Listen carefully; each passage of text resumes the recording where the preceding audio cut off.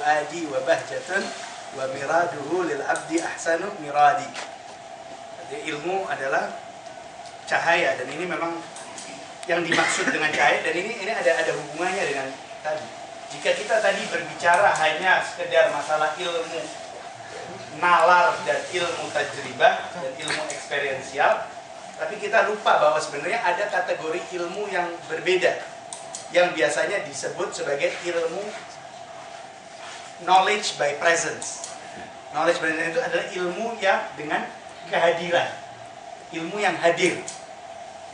Artinya hadir itu berarti ilmu itu yang dia datang dan dirasakan, tapi tidak melalui hissiyah, tidak melalui panca indera, tidak melalui nalar, tetapi dia melalui fakultas-fakultas ruhaniyah yang sangat halus. Yang ini oleh karena itu seperti hanya pancaran sinar. Sebenarnya ilmu-ilmu itu semua sudah ada pada kita. Oke. Sudah ada semuanya pada kita. Tapi masalahnya apakah kita paham atau tidak? Karena kebanyakan bagi kita ini ilmu itu bersifat isti'dadul mutlak. Dia masih dalam potensial, impotensial, absolute potential. Masih hanya potensi. Tetapi justru dengan kita mendekatkan diri dengan Allah SWT dan tentunya dengan belajar dan lain-lain, itu nanti hal-hal itu kemudian menjadi yang sebenarnya kita sudah tahu menjadi terang, seperti ruangan gelap yang diterangi dengan cahaya. Oh, ternyata ada ini, ternyata ada itu, gitu. Padahal semuanya sudah ada inbuilt. Karena apa? Fakultas rohaniyah kita berhubungan langsung dengan Allah Subhanahu wa taala. Tetapi masalahnya kita bisa memahami atau tidak. Makanya jika kita punya aslafun sholihin mengatakan bahwa itu ayat sanurihim ayatuna fil afaq, itu hanya untuk mubtada. Tetapi untuk orang-orang ahlul kasyaf dan aulia itu wa fi anfusihim, atau dalam ayatnya wa fi anfusihim afala wa fi anfusikum afala tubsirun. Karena sudah ada semuanya di dalam diri kita. Tetapi juga bukan berarti terus ya sudah kita duduk di dalam gua berzikir nanti insya Allah dapat semua. Enggak. Kuncinya harus keluar dulu. Sanurihim ayatuna fil afaq itu dulu. Keluar untuk kembali. Keluar menggagas seperti Imam Ghazali, memasuki ranah pemikiran yang begitu liar luar biasa untuk nanti pada akhirnya kembali. Jadi walaupun segala sesuatu itu sudah ada, tapi mungkin kita kadang-kadang tidak tahu. Lah wong jangankan aulia, wong Nabi Yusuf sendiri yang katanya bisa memahami semua tafsir mimpi, tapi mimpinya sendiri yang dari awal dia lakukan nggak bisa paham. Baru setelah mengikuti lika-liku kehidupan yang lain-lain, baru dia paham. Itu maksudnya apa? An-nujum wal syamsi wal qamar yasjudun. Apa ayat-ayat? Ra'aituhum li sajidin. Itu kan baru terakhir, baru tahu setelah keluar dulu.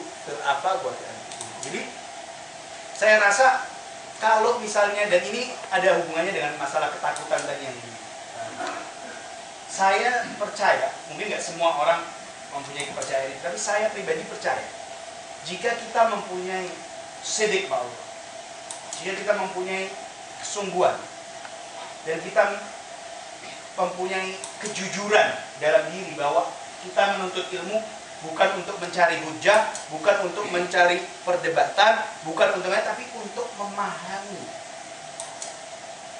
Untuk memahami betul-betul, untuk paham. Itu merambah pemikiran kemana-mana pun nanti insya Allah Allah Subhanahu wa taala akan memberikan cahayanya untuk kita tahu di mana kita berlabuh. Saya percaya itu. Ya. Makanya saya selalu ayat yang selalu saya yang paling favorit saya, dan itu mempunyai efek yang luar biasa dalam hidup saya adalah wajadaka dhallan wajadaka dhallan. Jadi saya selalu bilang sama murid-murid saya itu di Indonesia, nah ini jawabannya yang benar apa? Kok kita jadi bingung? Bagus, saya bilang. Kamu bingung itu bagus.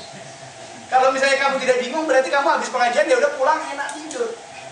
Tapi pengajian yang bagus adalah kalau misalnya kamu pulang dari satu pengajian kamu nggak bisa tidur, masih memikirkan. Itu yang efektif.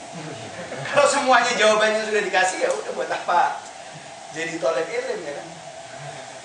Itu untuk awam mungkin, tapi kalau untuk toleb ilmu nggak bisa terus. Saya masih ingat, dan ini yang kemudian Kiai Abdullah, cahaya-cahaya itu banyak tingkatannya. Dan penyingkapan itu tentu mempunyai banyak tingkatan. Tingkatan dari mulai yang paling rendah sampai tingkatan kasyaf yang disebut wijdan, intuition of existence, itu banyak tingkatnya. Jadi kita juga jangan memahami kasyaf itu sebagai kasyafnya para aulia. Karena kita semua sebenarnya merasakan kasyaf di dalam kehidupan kita. Sebagai contoh, belajar, terus nggak paham-paham, tapi kita terus berpikir, kita berdoa sama Allah Ta'ala, tahu-tahu nanti diberikan kepahaman. Saya selalu cerita, yang selalu saya katakan sama murid saya itu, dulu waktu saya ngaji sama Sayyid Naqib Al-Atas, kita belajar Ibn Arabi, wah jelimet luar biasa, tidak paham-paham mengenai tafsir ayat kulla yaumin huwa fisyan dan kaidah wahdatul wujud dan lain-lain. Saya berpikir terus, dan ini gimana kalau misalnya dunia ini, alam semesta ini diciptakan, diciptakan, dan durasinya hanya 2 atom seperti kata Imam Abu Bakar Al-Baqilani, 2 atom itu selalu mujtami'in, dijtima'in. Saya tidak paham-paham. Satu hari saya duduk habis pulang, ini kejadian di Kuala Lumpur. Saya duduk di sofa begini, sih ada kipas angin di atas itu. Kipas angin masih jalan. Nah, kipas anginnya itu, tahu nggak kipas angin yang di bawahnya ada lampunya? Hah? Ya. Apa? Hah? Iya, kipas angin, tapi di bawahnya itu ada lampu 4 gitu. Jadi lampu sekaligus kipas angin. Kayak kanjus itu. Kanjus ada.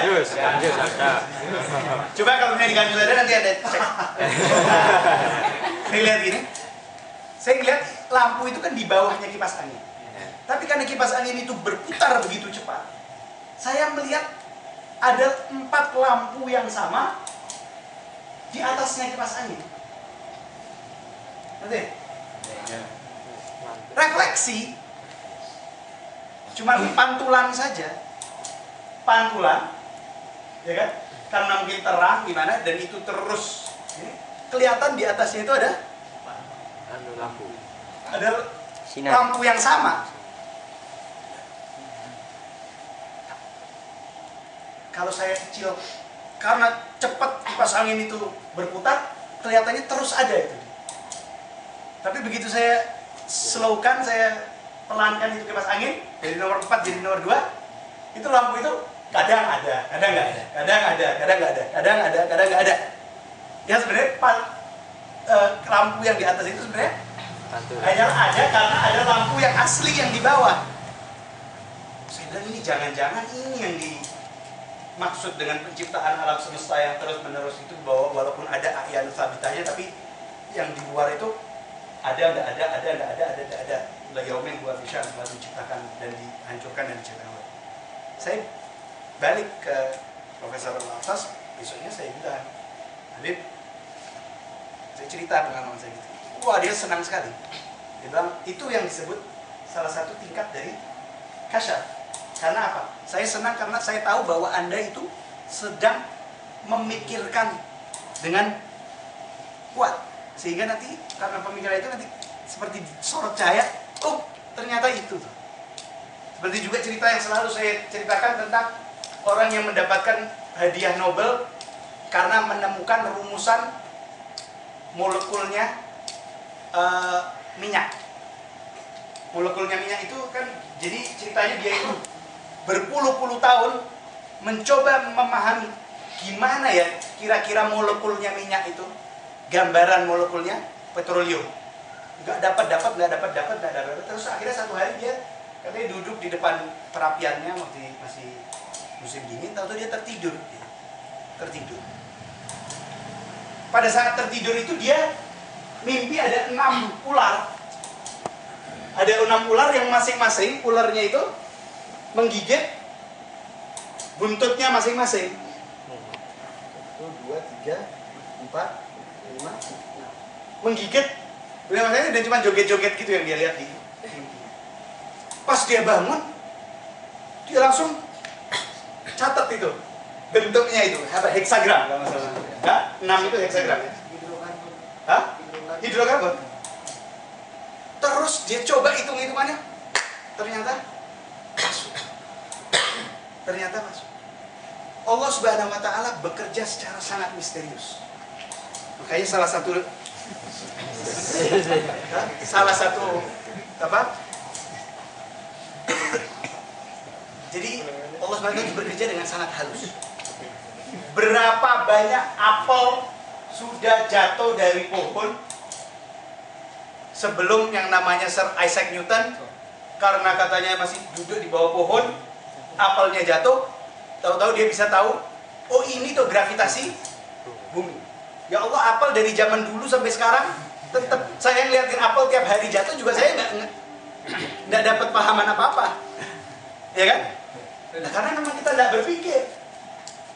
Nah, tapi orang-orang yang berpikir terus, dia berkonsentrasi, dia beribadah, dan ibadah itu kan membantu konsentrasi kita dan lain-lain. Nanti dia akan mendapatkan ilham-ilham yang datang seketika. Seperti disinari. Ya, itu adalah sebenarnya level-level dari kasyaf. Jadi kasyaf itu bukan hanya yang terjadi pada aulia Allah yang besar-besar. Orang non-muslim aja sebenarnya bisa dapat kasyaf. Masalahnya kita berpikir apa tidak. Kita dikasih mata, kita melihat apa tidak. Ya kan? Lahum qulubun la yafqahuna biha wa lahum adanun la yasma'una biha wa lahum a'yunun la yubsiruna biha. Ya kan? Kita semua kan punya. Kita semua punya, tapi kita bisa. Nah, ini kembali lagi tadi masalah sanurihim ayatuna fil afaq. Si orang yang bisa mendapatkan itu, dia harus sekolah dulu, ya kan, pontang-panting, sampai jadi ilmuwan, sampai membuat rumusan-rumusan, berpikir terus, sampai akhirnya dia mendapatkan. Ternyata jawabannya bukan di laboratorium, jawabannya ada di dalam diri dia. Pada saat dia tutup mata, dia lihat itu. Nah, ini yang disebut knowledge by presence, ilmu yang datang dengan presence. Dan ini masalahnya tadi dialektika antara nalar sama tajribah, nalar sama apa? Empiris. Nalar, empiris ini nggak ada habis-habisnya. Tapi kita sebenarnya di dalam agama kita diajarkan sebenarnya ada jalan keluar. Yaitu jalan keluarnya ya seperti Imam Ghazali. Ada yang namanya knowledge by presence, ada yang namanya ilmu yang huduri. Itu yang harus kita cita-citakan bersama. Harus kita cita-citakan bersama.